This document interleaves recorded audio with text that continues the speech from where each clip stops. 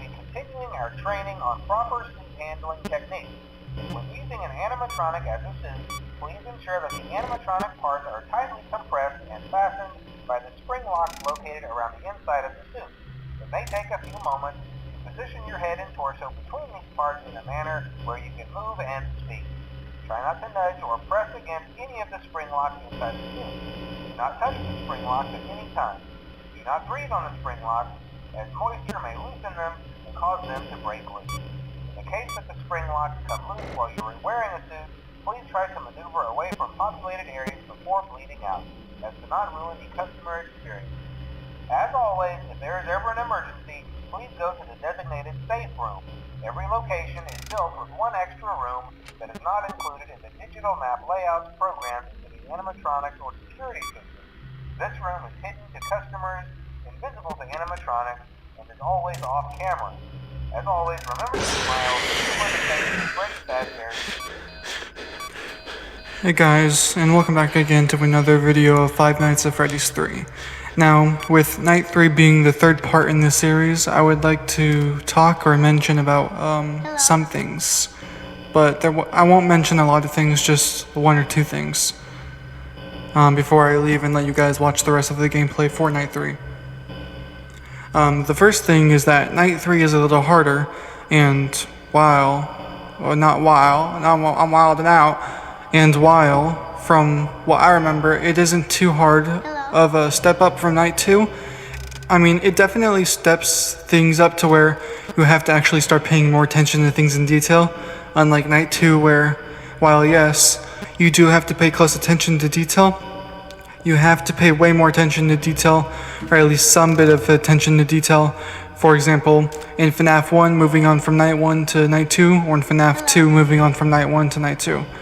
So, from what I know at least, for Fnaf 3, again, from what I know or feel at least, more animatronics are more active on the early nights, but only get harder the longer they are in the game, which, is basically for every other game, but it should make sense in a second. And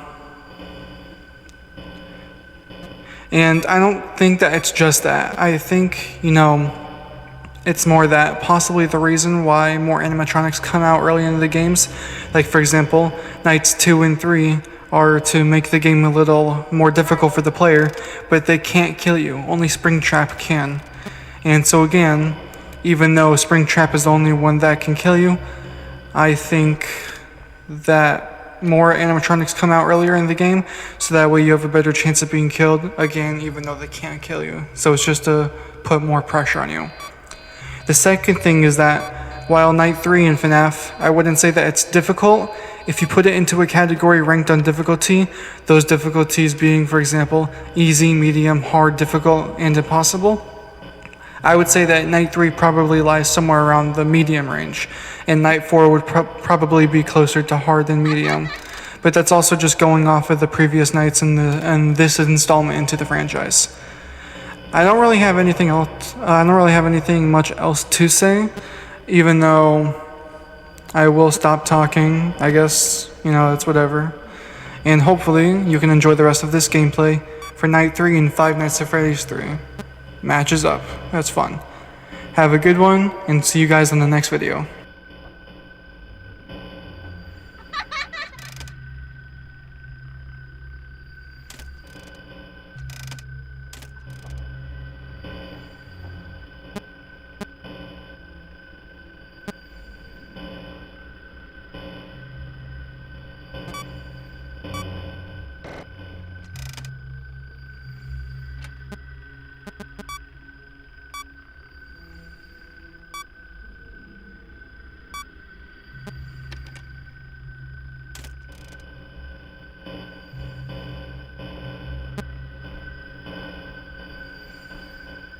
Hello?